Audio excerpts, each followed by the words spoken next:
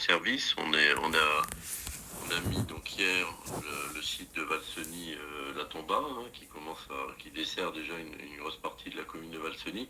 Et donc on continue à mettre tout ça en place de façon à ce que là on est dans des phases d'activation des sites, de vérification, de tout ça. Donc voilà, de façon à ce que fin du mois de novembre, on est déjà une grosse partie de toute la zone qui soit couverte, notamment tout le domaine de skiable de Valseny, de façon, je dirais, à pouvoir commencer à travailler avec vous sur la mise en place des cas d'usage qui correspondent aux différents ateliers qui ont été réalisés. Hein, où je laisserai parler Bertrand sur ce sujet. Et donc, c'est tout un processus qui va se dérouler avec vous pendant pas mal de mois. Et parallèlement à ça, donc on travaille en fait avec la société SES pour une mise en œuvre, une démonstration en fait d'usage de technologies d'intelligence artificielle pour en fait surveiller, monitorer des infrastructures de ski. Donc c'est Gonzalo donc, qui est là au milieu et qui donc travaille sur ces sujets-là avec toutes les équipes de SES. L'objectif étant d'avoir un démonstrateur qui va vous permettre en fait de voir un peu les types d'usages en fait qu'on peut imaginer, les types de technologies qu'on peut imaginer avec des jumeaux numériques et des choses comme ça, et qui bien évidemment donc sera une première présentation en fait de ce qui peut être fait dans le cadre du développement de Smart Mountain, et de façon à vous faire réagir, voir bien évidemment affiner avec vous vos besoins et les choses qui pourront être déployées dans le cadre de la station de Valseny. Voilà. Peut-être on fait un tour au pub, comme ça on se présente rapidement. Voilà. Donc Johanna, coordinatrice sur Smart Mountain, Didier Flander, président de Numérisat. Et je vous laisse prendre la parole, peut-être Bertrand, Christophe. Oui, donc Bertrand Lejeune, Clever Value, donc membre du consortium Smart Mountain. Donc nous, on a en charge, comme membre du consortium, de procéder à l'ingénierie de création de valeur par les futures offres de l'opérateur Smart Mountain. Et donc, on va y revenir sur des cas concrets pour le tourisme et la sécurité, appliquée par exemple à une station de ski. Mais on a procédé donc à toute une série d'interviews ou d'ateliers de découverte de la valeur pour bien identifier les besoins et les prioriser en termes d'importance. Donc on a interviewé des offices du tourisme, des stations de ski par exemple. On pourra y revenir si ça vous intéresse. Et surtout pour cartographier donc, les besoins essentiels liés à la connectivité et là où il y a besoin de connectivité parce qu'il n'y en a pas, ou d'améliorer la connectivité existante. Et donc ça va être, je dirais, la fondation des solutions qui sont en train d'être définies fonctionnellement et qui vont être expérimentées sur le terrain grâce à l'implémentation du réseau 5G privé. Merci. Et puis, donc SES, Société européenne des satellites, basée au Luxembourg. Nous sommes partenaires avec Numérisat et Clever Value sur le projet Smart Mountain. Moi, personnellement, je suis responsable commercial et je gère la relation avec Didier et Patrick de Numérisat. Et sur le call avec moi, j'ai 3 collègues. J'ai Gonzalo de la Rocha, c'est le manager du produit, ce qui s'appelle SES Edge AI, qui fournit tout ce qui est jumeaux numériques et intelligence artificielle, et qui va, le 27 novembre, vous démontrer les différents cas d'usage pour vos besoins sur la station de ski. Jakub Novomieski, Yeah. Il travaille pour Gonzalo et c'est la personne qui s'occupe tout ce qui est de programmer toutes nos solutions en intelligence artificielle. Après, j'ai Andrei Kassianov qui est la personne qui s'occupe de toutes les parties solutions techniques au niveau de la connectivité satellitaire, antenne et capacité. Et donc, nous, SES, nous sommes au service de Numérisat sur ce projet et plus important, nous sommes à votre service et on a hâte de vous voir le 27 novembre. Et personnellement, moi je suis français, je suis vendéen, mais j'habite aux Pays-Bas et mes collègues aiment bien la France, mais ne parlent pas très bien le français, donc des fois je ferai la traduction. D'accord ? Voilà. Ok, merci.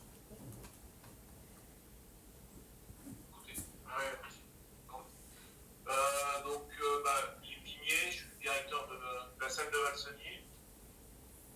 Yves Flamier, je suis directeur d'exploitation de la SEM de Valseny. Christophe Gagnère, je suis responsable du service des pistes. Moi j'entends le son de façon hachée, je ne sais pas si vous l'entendez pareil ou... Non, pour moi c'est bon. C'est bon ? Oui. D'accord. Allez-y, il y a toujours un petit souci avec les trucs. Rémi Castanet, informatique. Axel Rousseau avec Red.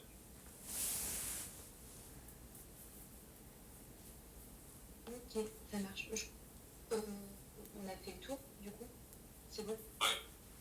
Ouais. Bon. Donc, dans ce cadre-là, du coup, peut-être aller un peu plus loin sur la solution et comment on pourrait la mettre en place et comment vous intervenez, à quel niveau, pour bien comprendre un peu le rôle de chacun et si vous l'acceptez, bien sûr, de valider les cas d'usage qu'on a définis, enfin, en tout cas, auxquels on a pensé, qui pourraient être utiles pour votre station et dans le cadre de votre environnement.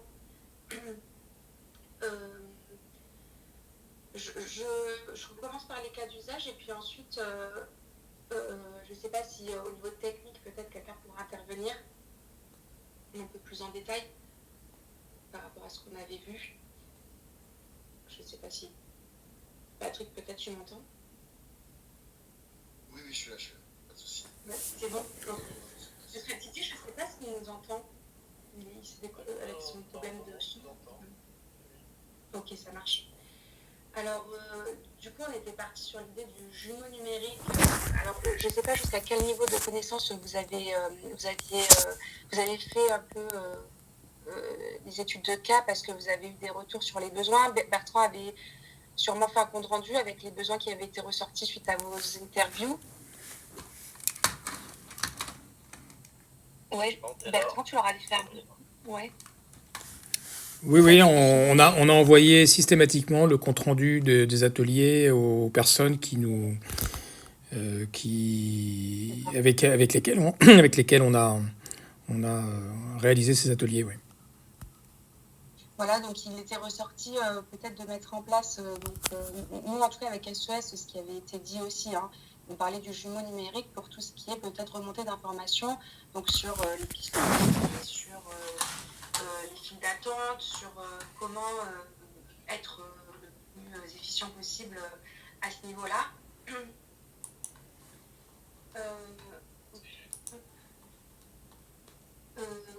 Peut-être SES un peu plus dans la technique du coup parce que Patrick doit nous laisser, mais sur la mise en place de qu'est-ce qui nécessiterait peut-être cette mise en place, comment ils peuvent intervenir et comment le mettre en place, parce que ça après on avait vu une architecture mais on peut la valider avec eux. Oui, on peut peut-être laisser les personnes de la SEM indiquer un peu, repréciser leurs besoins s'ils souhaitent intervenir. Nous, par rapport au point que vous avez évoqué, en fait, on est déjà équipé de pas mal de solutions.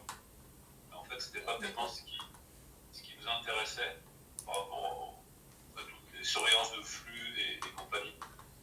On avait plutôt évoqué, nous, tout ce qui était à remonter, qui n'était pas connecté pour des transferts de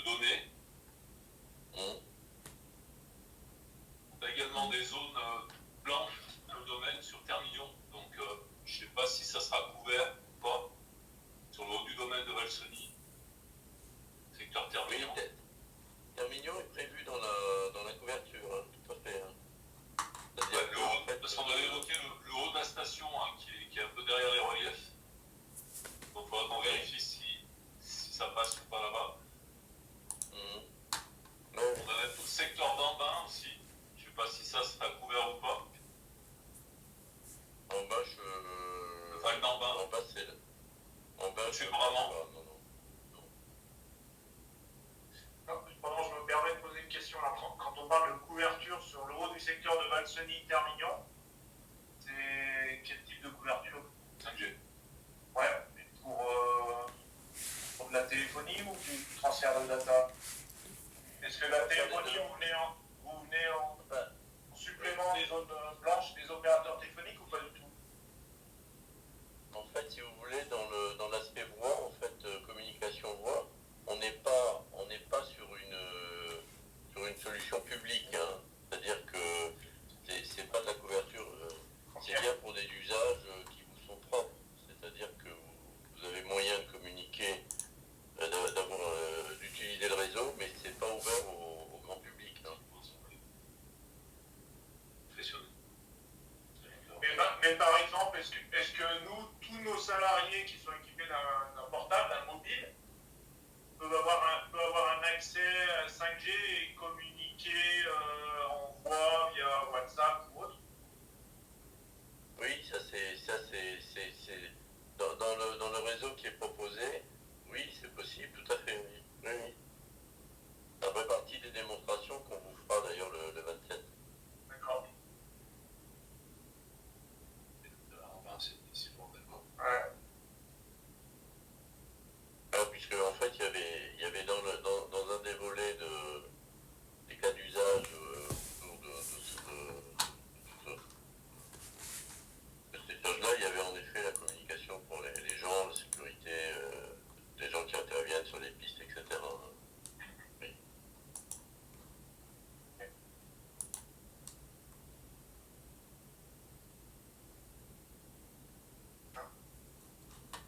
Il y avait d'autres choses? Bon, après, il y avait les problématiques de transfert d'images vidéo, donc ça on l'avait abordé, a priori c'était une possibilité aussi pour de la surveillance. Oui. Ça on en avait parlé, vous disiez que c'était possible. Oui. En place des vidéos, par exemple pour l'ARCEP ou sur ILSIR. Ah ouais, c'est vrai. Ouais, bon, voilà. Ça on l'avait évoqué, a priori c'était une possibilité. Donc ça c'est ce que nous on avait évoqué après, alors qu'on n'ait pas toutes les possibilités de notre système encore. Donc, Oui, bah, c'était pour ça, si vous voulez, on souhaitait justement monter cette première réunion, puisque je dirais de façon, je dirais, à partir du moment où on est capable de faire de l'acquisition, de la remontée de vidéos, etc., on souhaitait pouvoir vous montrer en fait un applicatif, des applicatifs qui, justement, à base d'intelligence artificielle, vous permettaient en fait de traiter un certain nombre d'informations.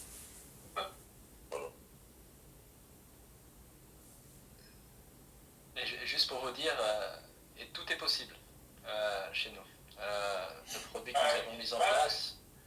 Nous, à ce stade, on dirait, on est prêt. Faites-nous une démonstration. Non, ok, mais la démonstration, on est là, mais pour que ça soit très efficace, on a vraiment besoin de trouver, on va dire, le cas d'usage qui répond le plus à vos besoins. Et donc c'est pour ça qu'on avait évoqué le flux sur les ski lifts, par exemple, pour pouvoir anticiper le flux des personnes allant sur les ski lifts et pouvoir communiquer en amont. Mais ça, Christophe, désolé, mais nous, on a notre réseau de fibres privé sur le domaine. Donc nous, l'idée, typiquement, concrètement, nous, par rapport à ce qu'on vous a dit là, nous, on est prêt à tester dès que possible, mettre une caméra connectée à votre réseau, une ou deux caméras connectées à votre réseau sur certains secteurs qui sont beaucoup qu'on n'alimente pas en fibre. Ouais. Ça nous intéresse. Vraiment. Mais ce que je voulais savoir, c'est même sur votre réseau fibré, est-ce que vous avez déjà des caméras 5G et vous utilisez déjà de l'intelligence artificielle pour... Non, mais vous imaginez bien que des prestataires d'activités avec lesquels on travaille déjà qui nous proposent ça, on en a beaucoup. Après, c'est juste à nous de décider d'avoir un besoin sur cette technologie. La technologie nous intéresserait dans la mesure où on s'écarterait des zones où on a de la fibre et du réseau. Oui. En fait, ce qu'il faut, c'est que vous nous identifiez les lieux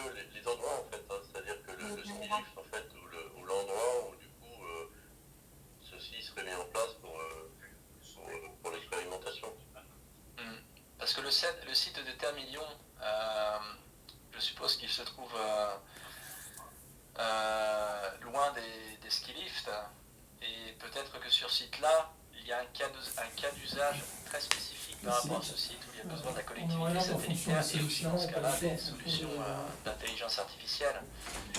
Donc, non, le site qui est là, si vous voulez terminer, il y a des zones qui aujourd'hui ne sont pas couvertes. Donc en fait, mais ce qu'il faudrait, c'est qu'on identifie les lieux, en fait, je ne sais pas, sur les cartes, etc., qu'on identifie un peu l'endroit où en fait on mettrait en place une démonstration de ce type-là. Bon, nous, ça nous intéresse, on peut vous dire, on aimerait bien avoir une caméra connectée et récupérer les images à tel endroit, et puis aussi récupérer des données des parlements éducatifs. C'est les deux exemples concrets qu'on voudrait mettre en place rapidement pour tester. Quoi. Voilà. ok. Voilà. On peut vous envoyer une carte, ou si vous avez une carte à partager, on vous montre tout de suite les deux endroits auxquels on a pensé. Vous avez une carte, Didier, Patrick, Johanna? Bon, je dois voir ça. Hein? Si vous voulez la carte, on va.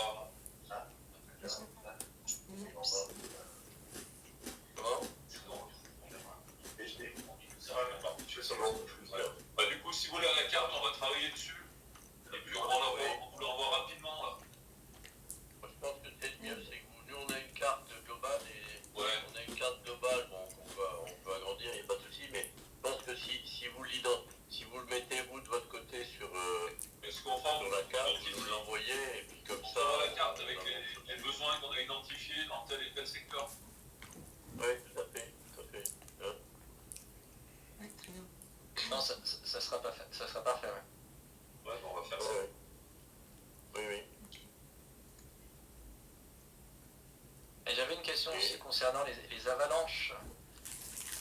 Au jour d'aujourd'hui, est-ce que vous avez un besoin d'utiliser l'intelligence artificielle pour prévenir les avalanches, ou c'est pas quelque chose du tout sur lequel vous travaillez? Bon, Là, ça fait partie des... J'avoue, on est d'accord de notre côté. La notion d'intelligence artificielle couplée à notre technologie, c'est nouveau. Bon, on n'avait pas imaginé ça. Il faut qu'on y réfléchisse. Et c'est quoi que vous avez en tête? Comment ça pourrait fonctionner? Du coup, votre technologie va permettre d'avoir du réseau et de ramener des données depuis certains endroits. Voilà. Mais l'intelligence artificielle, elle va travailler ici dans nos bureaux où on est connecté là-dessus, on est d'accord? Elle va travailler, oui, tout à fait. Elle va. Je sais pas si vous avez côté Christophe, vous avez quelque chose à montrer. Mais pas là, mais c'est des choses sur lesquelles on pourrait. C'est deux choses un peu différentes quand même. En fait, si vous voulez, on récupère les outils qui sont envisageables, si vous voulez. On récupère des données, on récupère des caméras. À partir de ça, on retraite les données. Donc ça peut permettre de faire du comptage, ça peut permettre d'identifier des événements particuliers, des événements particuliers. Et puis. Moi j'ai un cas là. Excusez-moi, je vous coupe, parce que ça me vient là par rapport aux avalanches. En fait, quand on fait des déclenchements des PIDA, donc des déclenchements d'avalanches, ce qui serait intéressant, c'est qu'on ait, par le biais peut-être d'intelligence artificielle, capacité de savoir si on a du monde ou pas qui est passé sur certains secteurs. C'est-à-dire qu'on mettrait une caméra. Mettre des caméras au départ des pistes sur les points bas, pour être certain que quand on déclenche les avalanches, on n'ait pas de présence humaine sur l'eau. Parce que pour l'instant, on met en place des vigies, mais c'est vrai qu'on n'a quand même pas un regard absolument qui couvre tous les domaines, tous les recoins. Mais on a des passages obligés quand les gens partent le matin faire de la randonnée. Si on est capable, à 6h30 du matin, d'être sûr que personne n'est passé devant la caméra, et identifier si c'est un homme ou un animal, parce qu'il y a quand même de la circulation de cerfs et chimaux. Donc ça, par exemple, ça pourrait être une application qui pourrait être très intéressante. Très bien. Et savoir si vous travaillez avec la caméra thermique. Parce que... Caméra thermique? Ouais. Oui, enfin, si elle est... Pour la surveillance de pente, pour au moment des tirs, être capable de connaître les résultats de tir en instantané. Parce que souvent on tire un peu à l'aveugle. Et nous, on a un grand cirque où on aimerait installer une caméra. Alors cette caméra, elle pourrait être utilisée de jour, quand on a de la visibilité, mais on tire aussi des fois où il n'y a pas beaucoup de visibilité. Et là, par le biais du thermique, on pourrait voir un peu les résultats. Oui, tout à fait. Et c'est des secteurs qui sont éloignés. Il faut localiser ce secteur également. Ouais, mais ça, je peux faire. Nous localiser. Parce que l'année passée, vous aviez eu une avalanche importante à Valseny. Bon, on en a souvent. On en a souvent, hein. Oui. Ça dépend des quantités de neige qui tombent. Voilà. Non, mais au niveau de la sécurité, être capable d'identifier si on a du monde ou pas sur le domaine, c'est quand même hyper intéressant. Oui.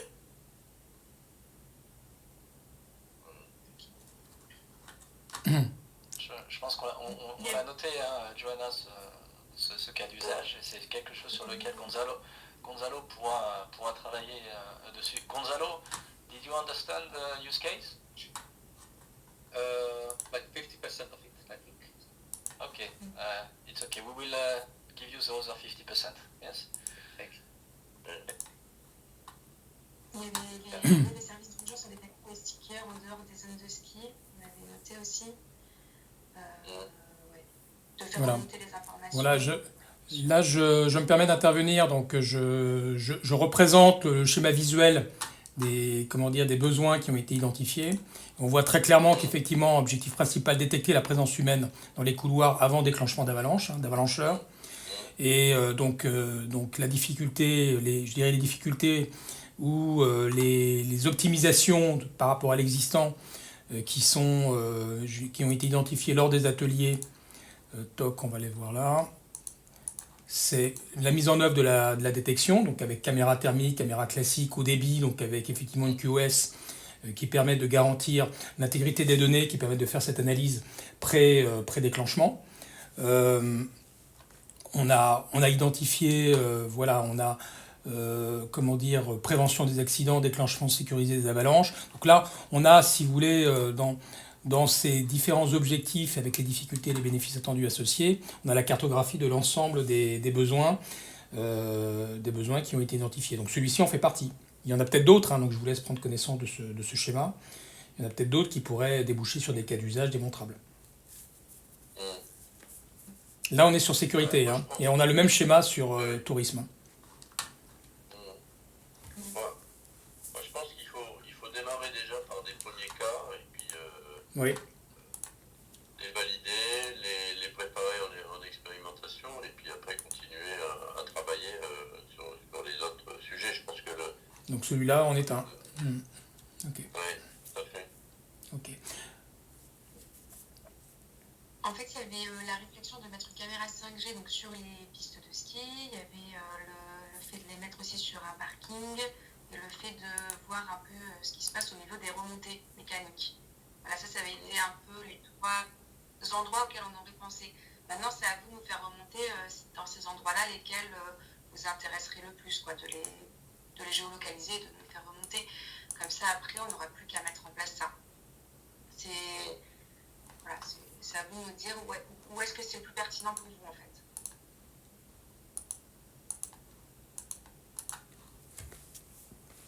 Ok.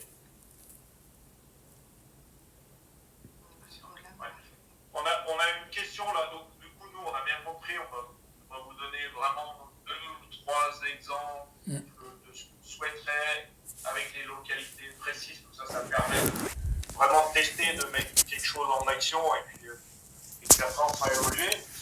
On a quand même une question là, parce que sur un téléski isolé à côté du col du Mont-Cenis, donc là on n'a pas de fibre, donc là on voudrait profiter de votre du réseau. Oui, tout tout à fait. pour envoyer Bertrand, des tu peux données. enlever le partage, Bertrand?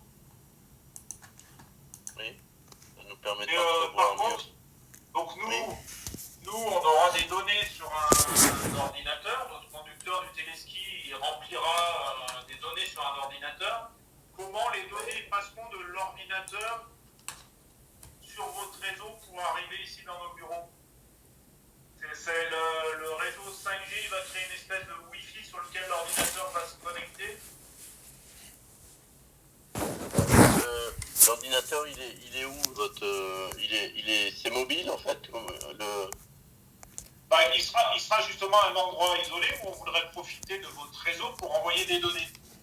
Et Oui, bah à ce moment-là, les données, il elles sera sont dans connecté. l'ordinateur, comment elles passent après sur votre réseau et elles reviennent sur votre... Il est connecté sur via un routeur avec un routeur 5G. En fait, l'ordinateur, il est connecté directement en 5G. On fournit un routeur 5G et l'ordinateur, via le routeur 5G, il va envoyer les données. Donc c'est votre routeur 5G sur votre réseau. Ça Sur notre réseau, nous, ouais, tout à fait. Ouais, d'accord, donc c'est le routeur qui se connecte à l'ordinateur et qui fait que l'ordinateur devient... Oui, tout à fait. L'ordinateur est capable d'aller sur Internet. Ah bah bien sûr, hein, tout à fait. Hein. Oui, oui. Bah, c'est Oui, ça. à la base, à partir du moment où vous avez un accès sur notre réseau, sur le réseau qui est déployé, vous avez un accès à l'internet. Hein, donc voilà. Alors soit ça reste dans une boucle locale, soit vous restez sécurisé. En fait, si vous voulez, soit vous restez sécurisé et en fait, on vous renvoie en fait directement vers votre donnée. Soit ça passe via le réseau public, mais bon, ça après c'est des petites configurations qu'il faut mettre en place avec vous. Quoi. Voilà. Ok. Et pour tout ce qui est communication voix, il me semble qu'on avait abordé le sujet au cours de l'avion. Ouais. Je me souviens plus si un téléphone double SIM peut avoir une carte SIM qui puisse se connecter à votre réseau et puis une deuxième qui se connecte à un opérateur lambda. Ouais, alors Ouais, il y a pas de carte SIM. ouais. On a des terminaux aujourd'hui qui font ça, oui, tout à fait. Il y a des terminaux, il y a même des smartphones qui font ça. Il y a même des iPhones maintenant qui font ça. Pardon Didier, en fait on n'a pas besoin de carte SIM, on profite du réseau pour se connecter sur de la voie le Wi-Fi où il y a un réseau, quoi, d'accord? Comme un téléphone, quand tu peux téléphoner avec le Wi-Fi. Non, parce que là vous serez connectés, les gens qui interviennent vont être connectés sur notre réseau, sur le réseau 5G en fait. Hein. C'est ça. Donc il faut forcément nous authentifier l'accès, donc il faut une carte SIM. Ah, il faut une carte SIM pour avoir votre propre réseau 5G. Ah oui, bien sûr. Je pensais que c'était plutôt le principe d'une couverture Wi-Fi, quoi. Ah non, on est vraiment... Ah non, c'est beaucoup plus sécurisé que le Wi-Fi. Hein, Ok. Oui. Non. Et on vous montrera les types de terminaux qui sont... Voilà. Et je voulais savoir aussi un autre cas d'usage, c'est Gonzalo en fait qui m'a envoyé un message, ça concerne, donc pour moi ce que j'ai compris c'est vraiment d'utiliser peut-être l'intelligence artificielle sur des sites où il n'y a pas de connectivité au jour d'aujourd'hui avec votre réseau fibre privée, mais sur ces sites-là où la connectivité n'est pas disponible, donc là on a établi un cas d'usage pour voir avec des caméras 5G, pour voir s'il y a des gens ou pas qui vont aller sur les pistes où il y aura peut-être où il y a eu une avalanche, donc là c'est pour pouvoir faire de la prévention, donc ça c'est un cas d'usage. Mais le deuxième cas d'avalanche, sur des risques d'avalanche, le deuxième cas d'usage c'est plus sur la détection des skieurs existants, par exemple avoir des caméras 5G le long des pistes. Et puis après faire des détections en fait de ce que porte un skieur. Je sais par exemple qu'en Italie ça va être obligatoire de porter le casque, sinon il y aura une amende de payer. Je pense qu'en France ça va arriver incessamment sous peu. Et je voulais savoir si c'était un cas d'usage sur lequel vous avez réfléchi, donc d'avoir des caméras le long des pistes et avec ces caméras faire de la détection, voir si le skieur porte un casque ou porte pas de casque. Non, mais ça bon, même si ça arrive en France, nous ne sommes pas la gendarmerie, nous n'avons pas ce besoin-là. Donc, par contre, effectivement, dans tout ce que vous dites, on comprend bien que vous allez sur cet angle-là. Aujourd'hui, on n'en a pas un usage, pour mesurer les flux ou ce qui se passe. Et peut-être qu'un jour, oui. Mais pour le moment, non. Sachant que ce genre d'utilisation pour mesurer les flux, les queues, il y a beaucoup de prestataires qui le proposent actuellement. Et en général, quand il y a beaucoup d'affluence, on a la fibre. Et la plupart des stations sont là-dedans. Donc autant votre système avec l'IA qui pourrait monitorer ça peut être intéressant. Mais finalement, le réseau 5G Numérisat, pour aller vérifier qu'à un endroit, il y ait beaucoup de flux ou pas, je ne connais pas une grande station au monde qui n'a pas sa propre fibre et son propre réseau aux endroits où il y a beaucoup de fréquentation. Hein. On est d'accord? Parce qu'en plus, on a nous, toutes les bandes détection des forfaits et les ski data. Ça, c'est toujours connecté, donc il y a toujours de la fibre. Donc c'est toujours à des endroits où, si vous voudrez monitorer ce genre de choses, c'est toujours à des endroits où, en général, on a déjà une connexion. Donc après, c'est un autre outil que vous proposeriez, l'IA, pour monitorer telle ou telle chose. Mais pour le coup, le réseau 5G, il n'est pas utile. Ok.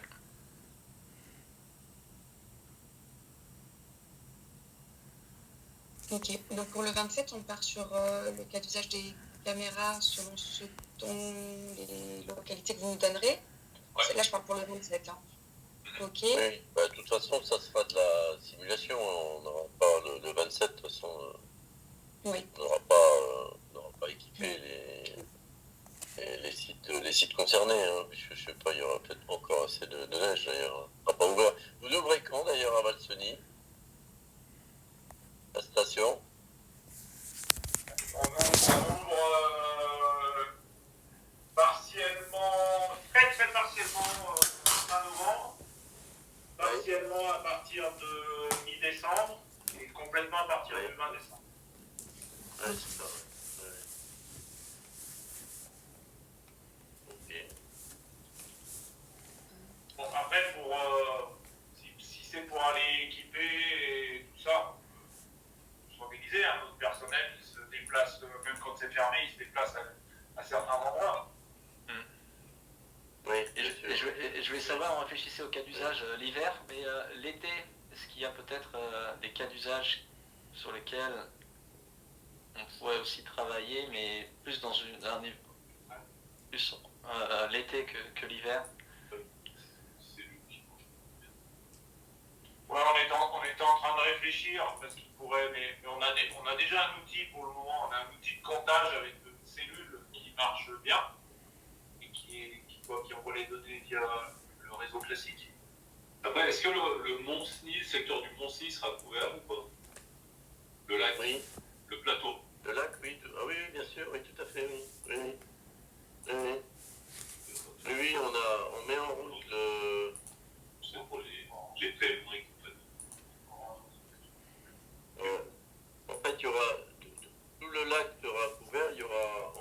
On met en route, là, dans le courant du mois de novembre, le site qui est l'émetteur, qui est au col du Mont-Cenis, qui va donc arroser une partie du domaine et puis un petit peu le lac. Et ensuite, il est prévu également d'équiper, d'avoir un relais à la maison italienne, à la maison franco-italienne, en fait, qui va du coup va desservir toute la zone. Du coup, la question de Jean-Christophe, là, l'idée c'est que nous, on gère la base nautique et on a des problèmes de connexion avec le TPE, terminal de paiement numérique, qui pourrait être connecté via ce réseau. Ah bah complètement, oui. Tout à fait, bien sûr, ouais, tout à fait. Ouais. Parce que je pense que ça c'est la valeur ajoutée d'un réseau 5G, hein, c'est pour ce genre de transactions, parce qu'il y a beaucoup de sociétés qui perdent beaucoup d'argent parce que la connectivité sur n'est pas top, surtout quand tu utilises de la Wi-Fi. Et ça, c'est une des raisons principales pourquoi une bulle 5G c'est super important. Donc oui. Bah oui, là c'est vrai que ça pourrait nous intéresser, ouais. D'ailleurs, c'est un cas d'usage qu'on avait mentionné pour le 27 et c'est vrai que du coup, on pourrait peut-être le mettre en place avec vous. C'est quelque chose qu'on avait déjà mentionné, nous, dans le cas d'usage. Oui, tout à fait. Donc ça pourrait faire partie d'une démo. Absolument. Par contre, quand on parle de mise en place de caméras connectées à votre réseau, vous fourniriez la caméra ou ce serait à vous de la trouver? Alors, nous, on a prévu pour des tests et des expérimentations un certain nombre de caméras, mais après, pour des déploiements, c'est à vous de les, D'accord. Ouais. à vous de les fournir. Et dans un premier temps, pour le test, okay. Mais c'est des caméras qui sont auto-alimentées. Alors, il y a le solaire. Il faut de l'énergie pas loin. Parce qu'on n'a pas d'électricité non plus dans toute la montagne. Par définition, partout où on va avoir besoin de votre réseau, on va avoir besoin d'énergie. Ouais. D'accord. On va être autonome, y compris, on aura le même problème avec avec les caméras, le routeur, etc. Oui, tout à fait. C'est ça, ouais. Oui, il y a une petite autonomie, quoi. On peut voir le panneau qui va bien avec. Oui. Ça fait partie des choses qu'on regarde. Après, il y a après, il y a des... on a ce cas-là, en discussion d'ailleurs avec MND sur les machines là, qui déclenchaient de rallonge. Là, donc, il y a des problèmes aussi de consommation d'énergie, tout ça, en fait. Donc,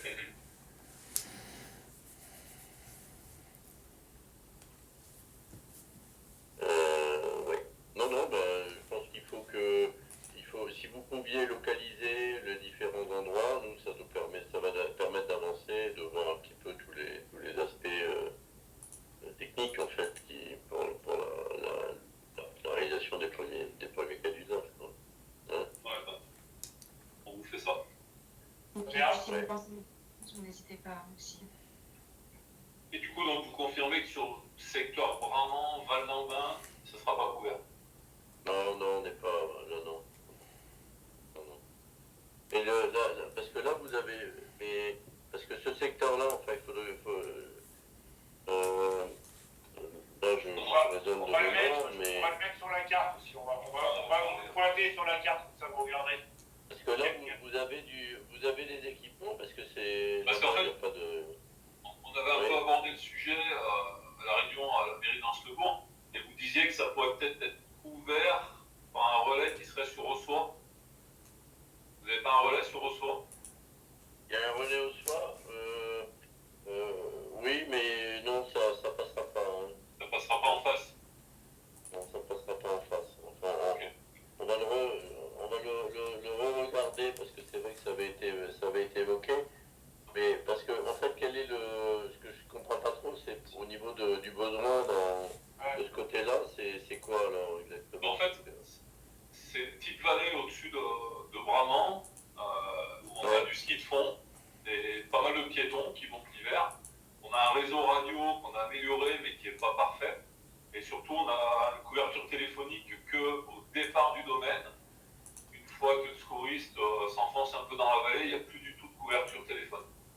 Ouais, il y a une vraie activité touristique à l'année et particulièrement l'hiver avec des montées en navette, du ski de fond, de la raquette, un pisteur qui est là pour les secours. Ah oui, donc c'est vraiment lié à des problèmes de sécurité, des choses comme ça, oui. Ouais, c'est ça. Ah oui, non, parce que si vous voulez, dans ce cas-là, ce que j'avais dit, c'est que, parce que il y avait eu plusieurs choses, il y avait eu des problèmes, on avait parlé de zones d'ombre pour que les gens puissent communiquer, etc. Mais si c'est lié à des, comme le réseau n'est pas public, donc en fait, ça reste... Non, là, c'est vraiment en interne. Si c'est lié à des besoins de sécurité, etc., ça peut justifier que du coup nous on déploie, en fait on met une bulle 5G qui va bien à un endroit déterminé. Oui, ça je comprends mieux alors le besoin, oui, tout à fait.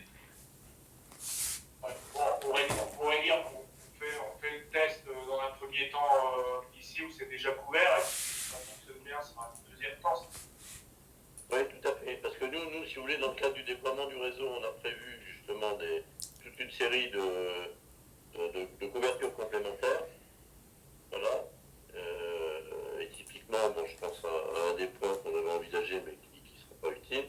Et c'est justement que ce point-là pourrait du coup être déporté du côté du Val d'en bas. Ok. Ça va être pas mal, oui, tout à fait. Très bien. Ok, bon. Très bien. Merci. Ah, merci, hein, Merci. c'était vraiment l'objectif, c'est qu'on démarre cet échange après ces discussions, qu'on puisse avancer, parce que c'est vrai qu'on a besoin de vous en tant qu'utilisateur et qu'on puisse petit à petit affiner en fait tous les cas d'usage, quoi. Et puis vous montrer en même temps ce que la technologie Au revoir. va être À bientôt. pourra faire. Voilà, au revoir. Ok. Au revoir. Merci, Au revoir. merci. Merci, au revoir. Au revoir. Ouais. Oui, Johanna. Désolée, hein, c'était en français, tout en français. Donc, Non, mais c'est cool. J'ai compris, Gonzalo comprend à 50%. Ouais, je pense Ouais. qu'on a une bonne compréhension de ce qu'ils veulent et de ce qu'ils ne veulent pas. Donc c'était bien d'avoir ce call-là parce que ça nous a permis, on va dire, d'ajuster les besoins. Moi, je pensais qu'il y avait aussi un besoin en fait de fournir les jumeaux numériques et l'intelligence artificielle sur les endroits où ils avaient aussi déjà de la fibre. Mais pour eux, ce qu'ils recherchent, c'est dans les endroits où il n'y a pas de fibre.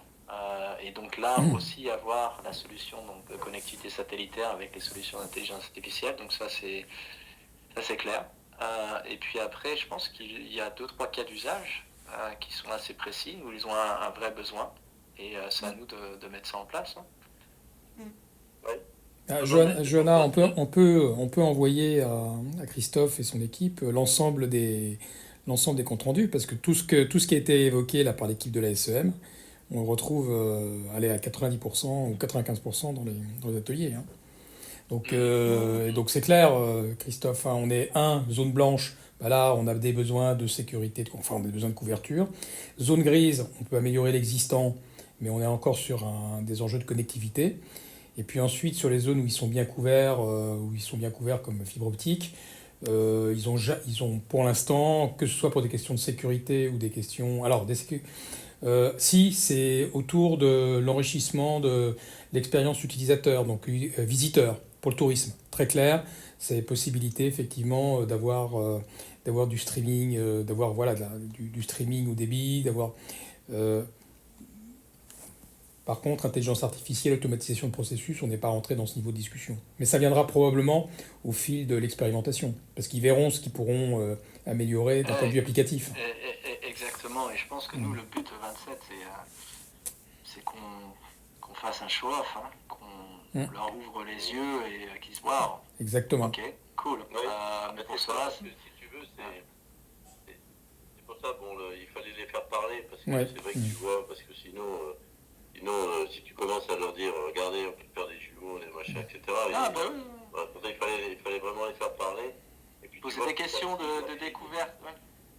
C'est aussi... Ils affinent la demande, tu vois, le Val d'en bas, là, par exemple, maintenant, je comprends mieux ce qu'ils veulent, quoi. Bon, je pense qu'en effet, du coup, on avait une réserve sur...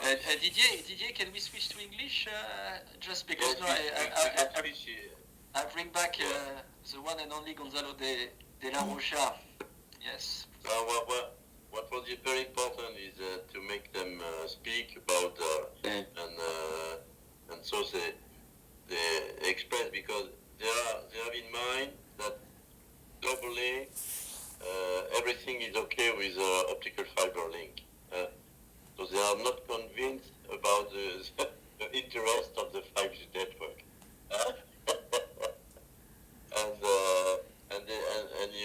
And they speak of optical fiber and Wi-Fi. Okay, so we came with a new solution, which is and they don't understand exactly currently what kind of use case they can have. So I think that was important to make them speak and to go step by step now, and to have a person an impressive also a very nice demonstration next on the 27th of November. Also, Gonzalo, is just to make sure that we have the same understanding, because we had some few here. We are just to make sure that the use cases are clear to you. Are they clear to you, Gonzalo? I mean, What they need? not fully.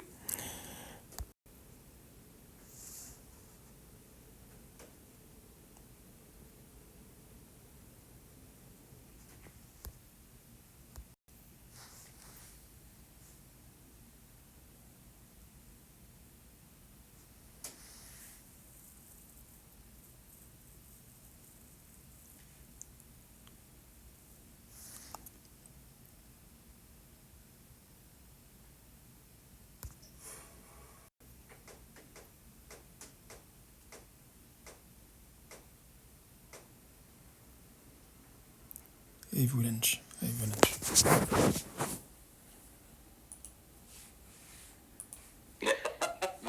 Mark is not there, but he appreciates my humor, sense of humor. Mm. So that's one use case, Gonzalo. Yeah. Okay. Very well. And I think this one is an easy one, or even though there is nothing so easy, but I think this is a clear one, and this is very much an interest from them. So they are going to send us also the location where they want to have those private 5G camera. The other thing is that they very much want to have our services in places where they don't really have satellite. Yeah. So they have already an existing private fiber network.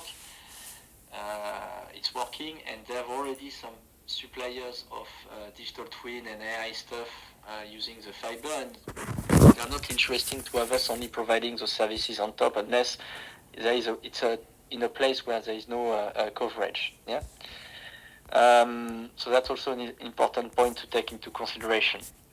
Then afterwards, I've also addressed something for what if, it's not under snow. What if it's without snow, but it's a summer? And they started to mention the lac Mont-Cenis, and then I didn't listen. So that's why I was asking you, Joanna, to. But there was another use case for the summer. In summer there is a lot. There is boats on the lac of Mont-Cenis, and so people can rent a boat and go on the lake, and they need to pay. And they need to pay. And currently, they don't have any connection. They will be happy to have a connection for the. But this is not AI. This is. But this is not AI. This is purely secured connectivity. Okay, so there was another use case on AI, wasn't there? No. In fact, they need to transmit data. Well, I think what they say is basically there are currently five use cases identified. One is communication for the people that works on the ski station. I mean communication thanks to 5G mobile. This is the first one. Second one is video monitoring of the avalanche corridors. Okay.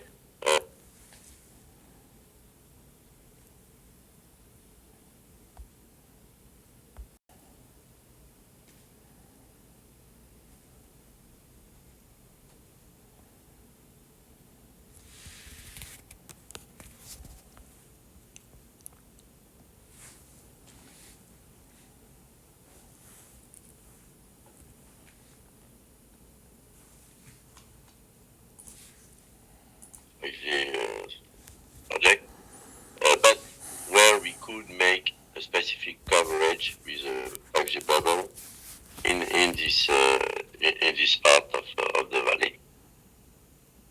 This is I identified five. Yeah, but the security reason. what was the security use case for the Val d'Ambin? Why do they need the connectivity? The reason is there is a lot of people that goes and walk and make some ski in winter or in summer. So it's detection of people. At all. It's a wide zone. There is no connectivity. So they need connectivity so they can address people. So if someone breaks his leg and he cannot connect to anyone, okay. But then there you could do not only the connectivity, but you could do something like detection, right? I think it's important to right. Yeah. So for instance, Gonzalo, you want to do some canyoning, you want to do some nice walk in the forest, but there is no connectivity at all. You know that there is a risk because if something happens, then no one is going to come and pick you up and save you. But still, people want to go there because it's one of the most beautiful places and so on and so forth. Then they want the connectivity. So first, because then if something happens, then they can reach out. But secondly, we can detect or put a private 5G and then do some people detection, and then we can find out how many people enter this area. And for them, it will be good to know because then, if something happens, then they know that how many people have entered this place and they can be on top of everything. Yeah. Yeah, exactly. That could be. We could imagine to have a camera at the entrance of the valley, and count the people, and Yeah. And I still believe. So, they're saying, we are not the police. Yeah, they don't want to do detection of, but I still want to show this use case because for me it's going to be the same law in France and in Italy. In Italy, it's now mandatory. If you don't wear your helmet, you have to pay a fine of 150 euros. It's not up to the station to do the police, but it's up to the station to kind of, understand who is doing. Who is wearing a helmet or not. And then afterwards, if the police want to take action, then they take action themselves, But I think it's even though they said they didn't want to see it, I think it would be nice to show it. Because eventually it's something that is going to be needed. What do you think?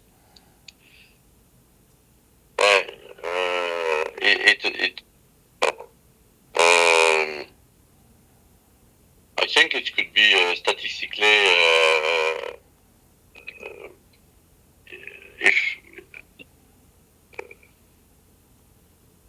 it could be useful to have even this information, statistic information, not only to put a penalty to the people, but to know that currently you have 20 or 30% of the people that doesn't have a helmet. Could be interesting for us in any case. Yeah, so maybe we should still have it. And it's not only going to be the ski resort of Valseny, it's going to be also other people that will be joining on this day, right? Yeah. So the audience, Gonzalo, it's not only going to be the people that we talked, it's going to be also other people, huh? Yeah, I see more options that are very easy for us to implement. The detection thing, I was trying to find a picture, but I saw somewhere. When you have a camera, and if you pass under the camera and you don't have the helmet, or if you are driving too fast, and then you get like an alert or a sign visually, so you see yourself that you are not doing it right. And I have seen that in some places. I think that's pretty cool, because you are not putting any tickets to anyone, but you are already telling to the people that we see that you are not wearing the helmet, or you are not performing or doing whatever you have to do.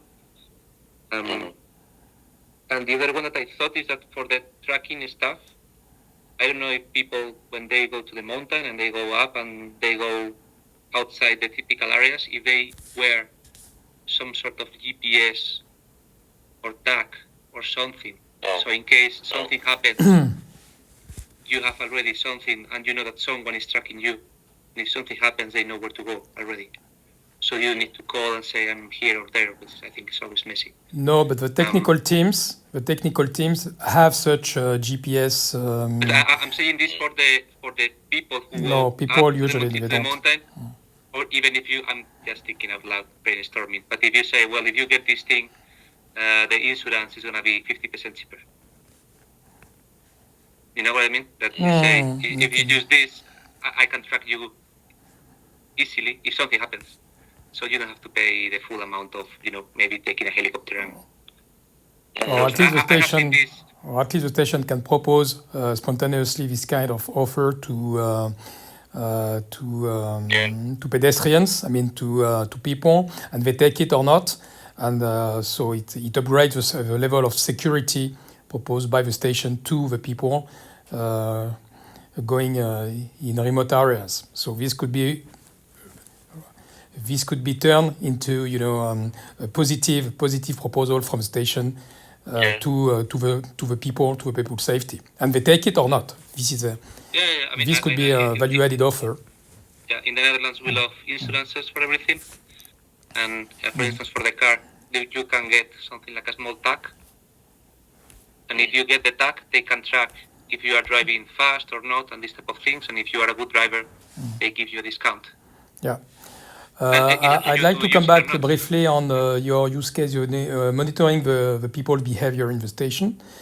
Make sure in your showcase that the faces are blurred. The data is kept confidential and fully anonymous. And then it can, of course, such anonymized data can be uploaded to the platform. And thanks to AI, send alarms to the station. To the people, to the station operators, so that they can, if they see that there are a lot of people without helmet, for instance, they can just, go and claim, well, don't forget to put your helmet, or they could put, a kind of message, don't forget to put your helmet for your safety, just.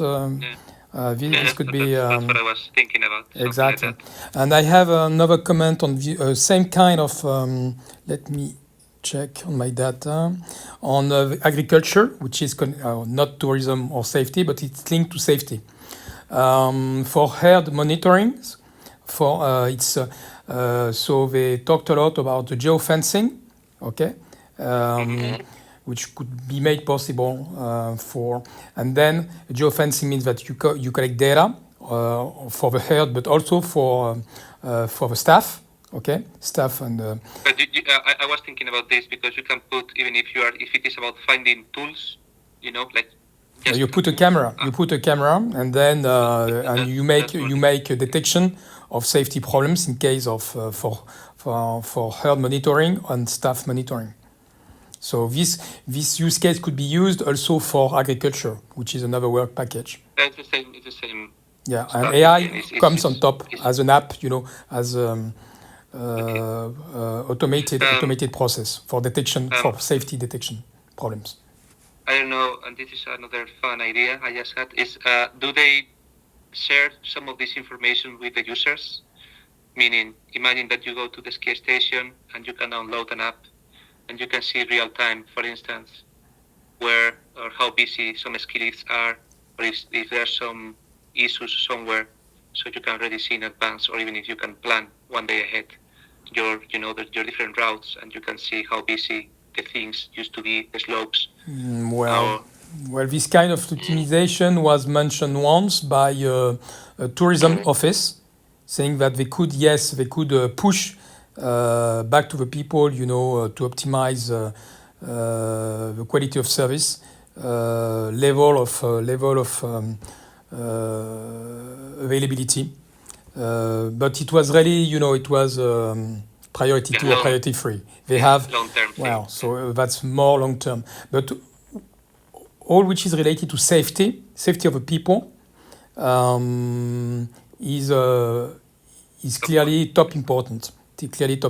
So if you want to link from coverage, so from 5G coverage in what they call gray area, where you have already connectivity resources, but which are with low bandwidth cameras or whatever.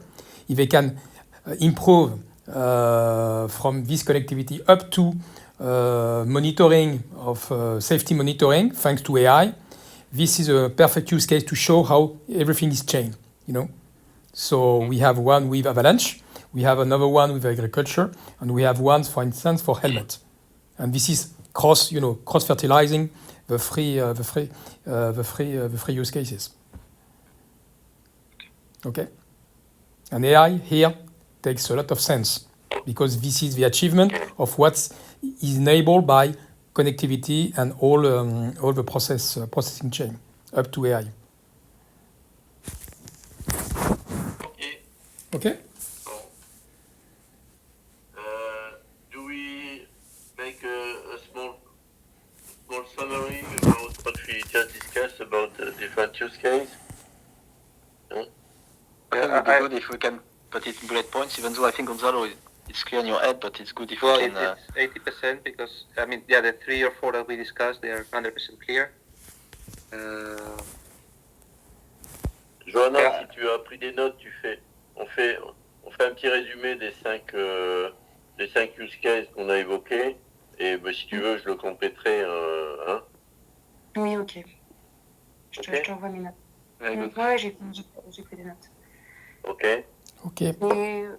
We keep the meeting of tomorrow. Yeah.